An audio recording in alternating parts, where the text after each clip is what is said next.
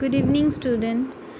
Today's topic is hire purchase. Okay, the hire purchase. What is hire purchase? The features and then advantages and the difference between the leasing and the hire purchase. This is according to your syllabus. Okay. Acha. See what is exactly the hire purchase. Okay. So we generally know the hire purchase is an agreement whereby a person hired the goods for a period of time by paying the installment and can own the goods at the end of the agreement if all the installment are paid. Okay, there is an agreement between the two parties where one person agrees to buy the product, okay, under the hire purchase contract. What is the hire purchase contract? देखो, hire purchase contract में होता क्या है कि एक दो person रहता है, एक पर्सन क्या करेगा और एक पर्सन से suppose take one example of a car. Okay, तो एक जन और एक जन से एक कार खरीदेगा. जैसे इन केस ऑफ तुम लोग जैसे कार बाइक ये सब खरीदता है ना, तो कैसे खरीदता है कि इधर कैश पेमेंट खरीदता है या फिर क्या करता है, एक डाउन पेमेंट दे देता है, उसके बाद क्या करता है थोड़ा थोड़ा करके EMI देता है. After the payment of the last instalment तुम लोग क्या करते हैं, वो कार या बाइक का तुम लोग क्या करते हैं ओनरशिप ले लेता है. तो one kind of hire purchase is same as when you purchase your car then your motorcycle this. Okay, so हम लोग क्या करता है on the time of purchase हम लोग एक डाउन पेमेंट करता है, उसके बाद हम लोग EMI कैलकुलेट कर लेते हैं कि हर मंथ में या हर क्वार्टरली हम कितना पेमेंट करेगा. After the payment of the last instalment हम लोगों को वो ओनरशिप मिल जाएगा. तो यही यहाँ पर लिखा हुआ है, whereby a person hire the goods for a period of time by paying the instalment and can own the goods. तुम लोग बाद में वो उसका ओनरशिप ले लेगा at the end of the agreement if all the instalment are paid. ठीक है, और ये जनरली 2 to 5 years होता है. एक कार या एक बाइक ये सब लेने से कितना होगा, 2 to 3 5, तो मोस्ट कॉमनली 3 years ही होता है. ठीक है, तो under a hire purchase agreement the consumer does not actually own the goods until the last instalment is paid although they have a full use of the goods throughout the repayment period. क्या बोलते तुम जितना time repayment करेगा full use कर सकते हो. वो bike खरीदा या कार खरीदा तुम लोग क्या कर सकते हो, फुल यूज़ करेगा ना, उसके बाद पेमेंट करके तुम लोग उसका ओनरशिप ले लेगा. ठीक है, तो ये हो गया तुम लोग का फर्स्ट स्लाइड. नेक्स्ट देखो, नेक्स्ट में क्या लिखा हुआ है. नेक्स्ट देखो, नेक्स्ट स्लाइड में लिखा हुआ है तुम लोग का कि what is the advantages of the hire purchase. ठीक है, देखो मैंने जैसे तुम लोग को समझाया what is the hire purchase, वहाँ पर भी तुम लोग फीचर्स निकाल सकता है. क्या होगा, 2 फीचर ऐसे ही निकल जाता है विद द डेफिनेशन की it requires the minimum of the 2%. ठीक है, 2% रिक्वायर होता है. एक एग्रीमेंट होता है, वहाँ पर ओनरशिप मिलता है at the payment of the last instalment payment. जो हम लोग पेमेंट करता है उसको इंस्टॉलमेंट बोलते हैं. ठीक है, ये सब करके तुम लोग एक फीचर्स लिख लेना. मेन तुम लोग what is the hire purchase समझ लो, फिर उसके बाद तुम लोग फीचर्स लिख सकता है. ठीक है, जो अकॉर्डिंग टू योर सिलेबस है वही सिर्फ मैंने समझाया है. तो the list of advantages of hire purchase. ठीक है, तो फर्स्ट क्या बोला है, the item can be repossessed if the payment are not made. मतलब यहाँ पर एक एडवांटेजेस होता है. देखो यहाँ पर क्या है, एक बायर है एक सेलर है. ठीक है ना, तो जो सेलर है उसका एक एडवांटेज क्या होगा, जैसे मैंने जैसे रेंडमली दिया है यहाँ पर, जैसे repossess if the payment is not made. अगर जो परचेज कर रहा है वो अगर पेमेंट ठीक से नहीं किया तो क्या करेगा, सेलर क्या करेगा, वो गुड्स वापस ले सकता है, रिपोजेस कर सकता है. देखो इसमें क्या लिखा हुआ है, अ hire purchase arrangement is beneficial because it reduces the risks of the provider for the consumer good involved, because the ownership of the item does not officially transfer until all the payments are made.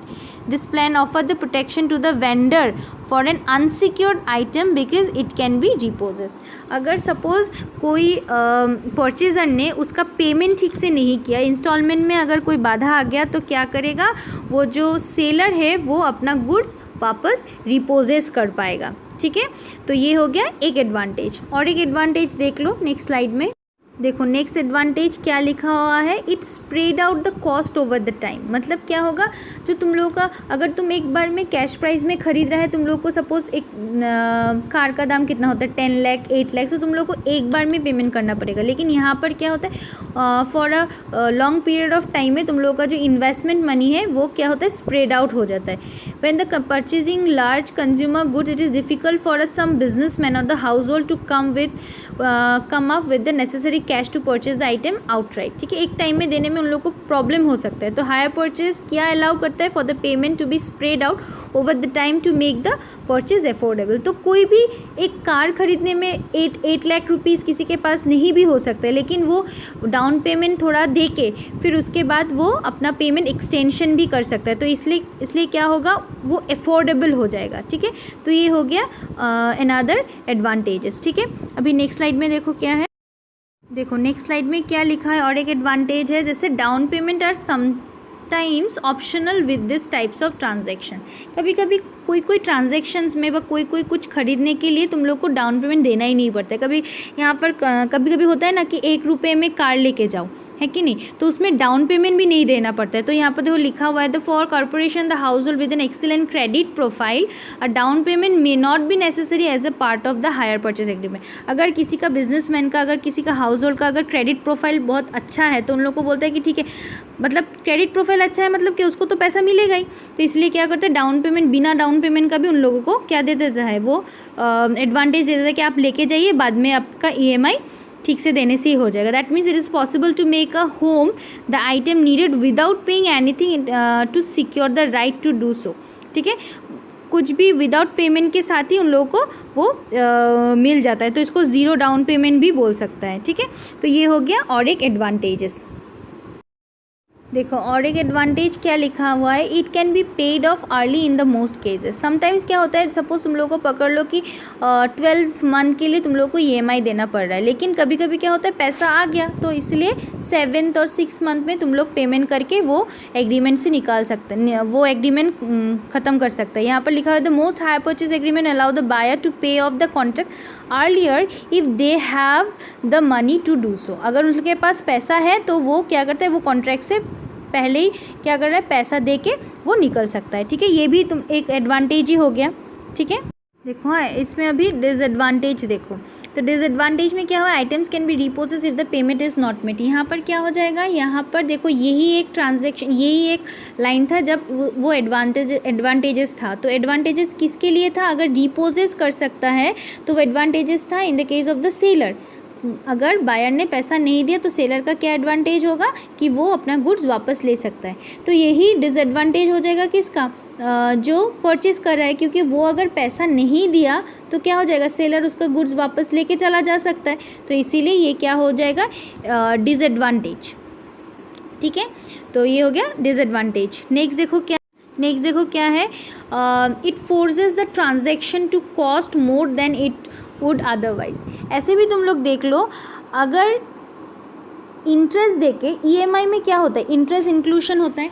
हम लोगों ने BCom second semester में या first semester होगा शायद, तुम लोग का हायर परचेज का सम किया ही था ना, उसमें क्या होता है, हम लोग का इंटरेस्ट EMI जो रहता है, तो EMI में क्या होगा, इंटरेस्ट इंक्लूशन होगा। ठीक है, जो डाउन सपोज पकड़ लो, एक प्राइस का दाम है, एक कार का प्राइस है सपोज 8 लाख, तो 8 लाख में अगर तुम 2 लाख रुपीज़ उसको पेमेंट कर रहा है, तो वो 2 लाख में सिर्फ इंटरेस्ट नहीं होगा, जो 6 लाख रिमेनिंग बच गया उसके ऊपर तुम लोगों को हर EMI में इंस्टॉलमेंट में क्या देना पड़ेगा, इंटरेस्ट देना पड़ेगा। ठीक है ना, तो इंटरेस्ट अगर दे रहा है 6 लाख के ऊपर, तो तुम लोग का कॉस्ट प्राइस क्या हो जाता है, हमेशा ज़्यादा हो जाता है। तो इसलिए क्या बोलते हैं, it forces the transaction to cost more than it would otherwise. अगर तुम कैश में खरीद रहा है तो 8 लाख ही देना पड़ेगा। ठीक है, लेकिन तुम लोग अगर EMI में खरीद रहे हैं तो तुम लोग को क्या देना पड़ेगा, इंटरेस्ट पेमेंट करना पड़ेगा। तो इंटरेस्ट अगर पेमेंट कर रहा है तो तुम लोग का क्या हो जाएगा, फाइनल कॉस्ट जो है वो क्या हो जाएगा, ज़्यादा हो जाएगा। ठीक है, तो ये क्या हो जाएगा, ये डिसएडवांटेज हो जाएगा। ठीक है, और अभी नेक्स्ट और एक देखो डिसएडवांटेज के लिए कि there are the fewer discount usually available. जैसे वो लास्ट डिसएडवांटेज में भी था कि अगर तुम कैश प्राइस में ख़रीद रहा है, तुम्हारा पैसा सपोज़ मैंने जो एग्जांपल दिया है 8 लाख, सपोज़ एक प्राइस है 2 लाख डाउन पेमेंट दिया, 6 लाख के ऊपर तुम लोग को इंटरेस्ट पेमेंट करना पड़े। अगर तुम लोग कैश प्राइस में तुम लोग 8 लाख का ले रहा है तो क्या होगा, तुमको ऑन द स्पॉट अगर 8 लाख का हो रहा है तो वो लोग क्या करता है, डिस्काउंट भी दे देता है कि ठीक है चलो 8 लाख देने का ज़रूरत नहीं, अब 7,50,000 दे दें, 50,000 का डिस्काउंट मिल गया। तो अगर तुम लोग EMI में ले रहे हैं, डिस्काउंट तो मिलता ही नहीं है, उसके ऊपर तुम लोग को इंटरेस्ट भी देना पड़ता है। तो अगर हम लोग EMI में ले रहे हैं तो ज़्यादातर हम लोग को क्या नहीं मिलता, usually the fewer discount usually available, मतलब डिस्काउंट मिलता ही नहीं है, मिलता है तो बहुत कम मिलता है, ठीक है। तो इसीलिए हायर परचेज सिस्टम में डिस्काउंट का बहुत थोड़ा कम है। कैश प्राइस में अगर ले रहे हैं तो तुम लोग को डिस्काउंट मिल भी सकता है। तो these are the some disadvantages, ठीक है। The difference between the leasing and hire purchase, ठीक है। तो पहला लीजिंग का बेसिक देख लो, ये हो जाएगा मीनिंग। हाँ, तो हायर परचेज मतलब क्या है, देखो, the deal in which the one party can use the assets of the other party for the payment of the equal monthly instalment is known as an hire purchasing, ठीक है। Higher purchasing का meaning क्या है कि एक दोनों party के ऊपर एक एग्रीमेंट होता है जहाँ पर वन पार्टी क्या करता है, यूज़ करता है of the asset for the payment of the equal monthly instalment, ठीक है। लेकिन लीजिंग में क्या होता है, देखो, leasing is a agreement when the one party buys the asset and allow the other party to use it by paying consideration over a specific period is known as a leasing. यहाँ पर क्या होता है कि एक जन पहले खरीद लेगा एसेट, फिर उसके बाद वो ही एसेट को दूसरे जन को वो लीज में दे देगा कि तुम ये यूज़ करो, उसके अगेंस्ट तुम हमको कुछ रेंट दे दो, ठीक है।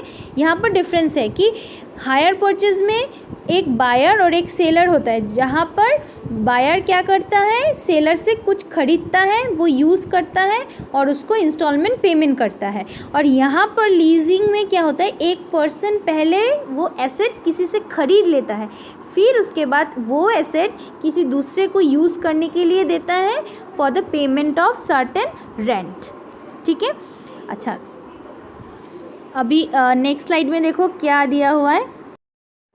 देखो नेक्स्ट स्लाइड में दिया हुआ है तुम लोग का गवर्निंग अकाउंटिंग स्टैंडर्ड। ये कुछ अकाउंटिंग स्टैंडर्ड है जो हायर परचेज को नो स्पेसिफिक अकाउंटिंग स्टैंडर्ड है, और ये लीजिंग को अकाउंटिंग स्टैंडर्ड नंबर 19 ये ऑपरेट करता है, ठीक है। डाउन पेमेंट, हम लोग को पता है कि हायर परचेज में जनरली, यहाँ पर हम लोग जनरली भी कर रहा है कि डाउन पेमेंट देना पड़ता है, और लीजिंग में कोई डाउन पेमेंट नहीं देना पड़ता है। इंस्टॉलमेंट, यहाँ पर हायर परचेज में क्या होता है, प्रिंसिपल प्लस इंटरेस्ट देना पड़ता है। मैंने बोला ही था कि प्रिंसिपल तो देना ही पड़ेगा, उसके बाद इंटरेस्ट भी देना पड़ता है। लेकिन यहाँ पर लीजिंग में क्या होता है, cost of using the asset, इसमें सिर्फ एक रेंट देना पड़ता है कि तुम ये जो एसेट यूज़ कर रहे हो उसके अगेंस्ट एक तुम हमको एक रेंट पेमेंट करो, ठीक है। तो cost of using the asset बोला है, ठीक है। नेक्स्ट वाला है asset type. Generally hire purchase में हम लोग खरीदते क्या है, ट्रक खरीदता है, कार खरीदता है, lotteries etcetera, lorries etcetera. And in case of the lease में हम लोग बड़ा बड़ा चीज़ बहुत दिन के लिए खरीदता है, लैंड, बिल्डिंग, प्रॉपर्टी, ये सब लीज में होता है जनरली। यहाँ अभी तो क्या होता है, बड़ा बड़ा जो लैंड है, बिल्डिंग है, या फिर तुम लोग का फ्लैट्स है, वो 100 ईयर्स का लीज़ हो जाता है, 200 ईयर्स का लीज़ हो जाता है, ठीक है ना। तो ये लैंड, बिल्डिंग, बड़ा बड़ा प्रॉपर्टीज़ जो हम लोग कवर करता है वो लीज में होता है, ठीक है। अच्छा, नेक्स्ट स्लाइड में देखो क्या है, नेक्स्ट स्लाइड में देखो क्या है कि ownership of the asset is transfer to the hire purchase on the payment of the last instalment. मतलब हम लोग जब लास्ट इंस्टॉलमेंट पेमेंट कर दिया तो ऑटोमेटिकली हम लोग के पास वो जो कार, लॉरी जो भी खरीदा उसका ओनरशिप आ जाएगा। बट लीजी में क्या होता है, the transfer of the ownership depends upon the types of lease. हम लोगों ने लीज पढ़ा था, 2 टाइप का होता है, एक operating and the financial. Operating में जनरली क्या होता है, कॉन्ट्रैक्ट सिर्फ रिन्यू होता रहता है, ठीक है ना। लीज मैंने तुम लोग को ऑलरेडी समझाया था।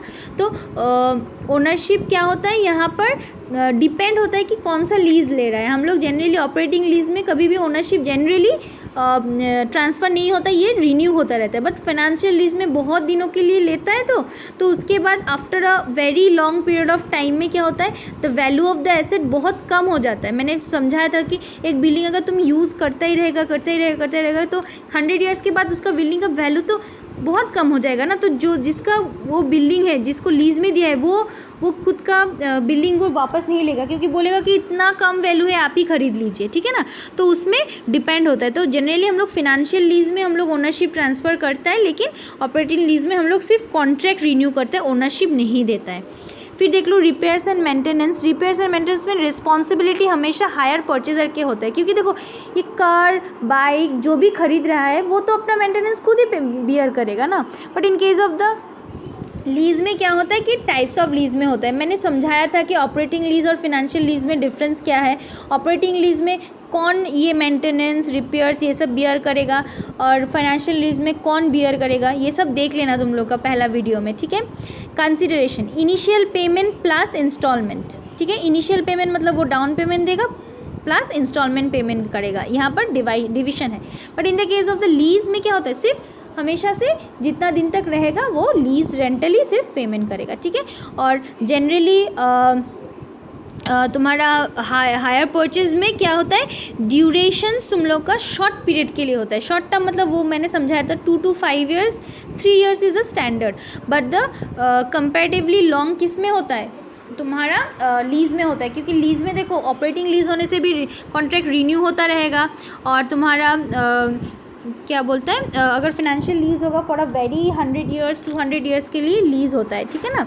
तो ये हो गया तुम लोगों का difference between the financial lease and operating lease, ठीक है। Sorry I am very sorry, in difference between the hire purchase and the lease, ठीक है। तो ये अकॉर्डिंग टू योर सिलेबस है। अगर तुम लोगों को और कुछ चाहिए, कुछ एक्सप्लेनेशन चाहिए तो मुझे कमेंट करो या फिर मैसेज भी कर दो, मैं एक्सप्लेन कर दूँगी, ठीक है। और इसमें अगर कुछ नहीं समझा तो कमेंट या मैसेज कर दो, मैं एक्सप्लेन कर दूँगी। Thank you.